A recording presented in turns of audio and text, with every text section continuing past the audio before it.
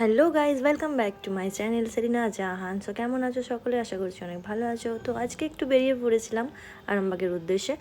তো ভীষণই মনটা খারাপ ছিল, আপসেট ছিল। তো যার কারণে ভাবলাম চলো একটু ফ্রেশ হয়ে আসি, চা খেয়ে আসি, বাইরে থেকে ঘুরে আসি। তো বেরিয়ে পড়লাম চা খাওয়ার উদ্দেশ্যে। এদিকে গাড়ির তেল ভরতে হবে দেখে আমি স্কুটি নিয়ে সিধা চলে গেলাম পাম্পে।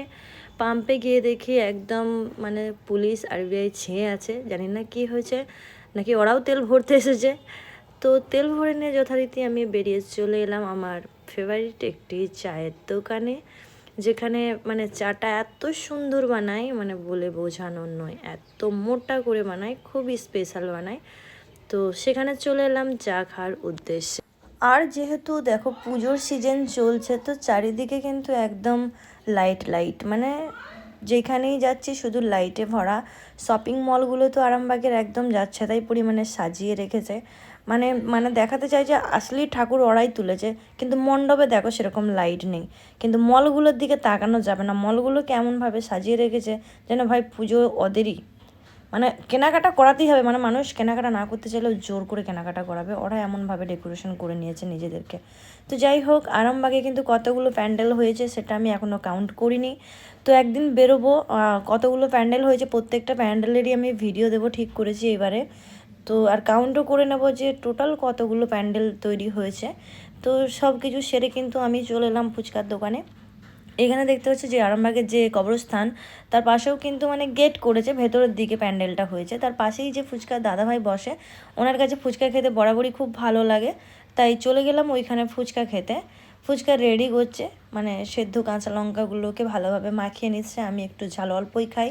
আমি কিন্তু সেই ভিডিও চক করে বলতে ভুলে গেছিলাম, যার কারণে প্রচুর পরিমাণে ঝাল দিয়ে দিয়েছিলো, আর আমি সেরকম ফুচকা খেতেই পারিনি, ওই জন্য ভিডিওটা দেখানোও হয় না, এত যাচ্ছাতাই পরিমাণে ঝাল লেগে গেছিলো আমার।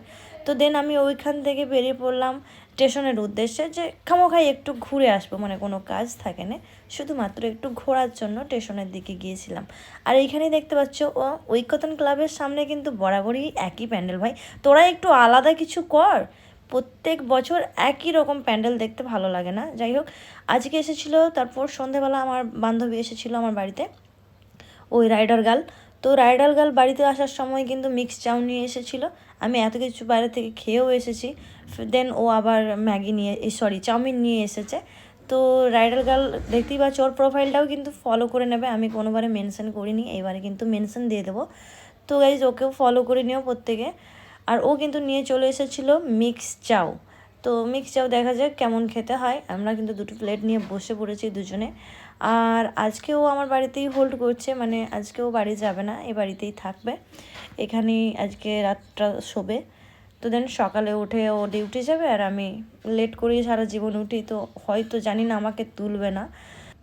আমার বান্ধবী আর আমার মানে জীবনের কাহিনী অনেকটাই সেম, মানে মানে কি বলবো, মানে দুজনের কাহিনীটা অনেকটাই সেম, এবং আমাদের দুজনের ওই জন্য বন্ধুত্বটাও খুব ভালোভাবে জমে, মানে দুজন দুজনকে কথা শেয়ার করে অনেক শান্তি পাই যাকে বলে। তো যাই হোক, বেশি কিছু মানে আমি আমার ভিডিওর মধ্যে বলতে চাই না, কারণ জীবন স্টোরি আমি সেরকমভাবে শেয়ার করিও নি। তো আমাদের লাইফস্টাইল বিরাট হাইফাই তা না, বাস এইভাবেই চলে যায়, ছোট্ট ছোট্ট আনন্দের মাঝে আমরা কিন্তু খুশি খুঁজে নিই। সো যাই হোক, থ্যাংক ইউ সো মাচ ভিডিওটা শেষ পর্যন্ত দেখার জন্য।